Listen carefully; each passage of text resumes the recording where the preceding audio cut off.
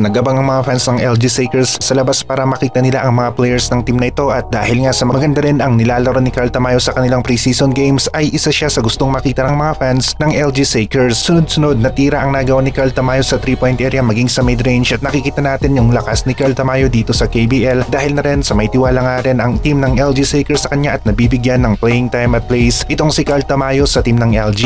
Hindi naman sinasayang ni Carl Tamayo ang pagkakataon na ito at kita naman yan sa kanyang laro. Maganda ang kanyang accuracy sa shooting at bunga ito ng hard work sa ensayo. Nakakatulong ang ensayo, magandang kondisyon at solid na work ethic sa performance ng isang manlalaro ng basketball. Maging itong si AG Edo ay hindi nagpapahuli sa kompetisyon sa Japan B1 B-League at solid na solid ang numbers na nagawa niya para sa team ng Nagasaki Velka bilang isang role player. Magiging mas malakas pa ngayon ang Gilas team dahil sa muli niyang pagbabalik at magkakaroon ng solid rotation sa mga bigs itong si Coach Tim Cone. Kay Soto at AG Edo sila ang susunod na mga core player bigs ng Gilas Pilipinas. Nabanggit naman ni Coach Ansay na kailangan nilang gamitin sina Kay Soto at Tim Suarez, isang Gilas Pilipinas player at Brazil player para na rin mas mapalago pa nila at ma-develop ang laro ng dalawang players na ito. Tama naman si Coach Ansay at nalalagay lang sila sa talagang rough situation sa pambungad nilang laro dahil kasali sa top 5 o rank 5 sa power rankings ang dalawang teams na kanilang nakakalaban sa kanilang first 4 games at bago pa nga lang ang Kushigaya Alpha sa Japan B1 level. May tiwala si Coach Ansay kay Kay Soto at Tim Suarez. Kaya naman niya nasabi ang bagay na ito gagamitin niya ang dalawang players sa buong season at mahaba-haba pa nga ang Japan B1 B-League.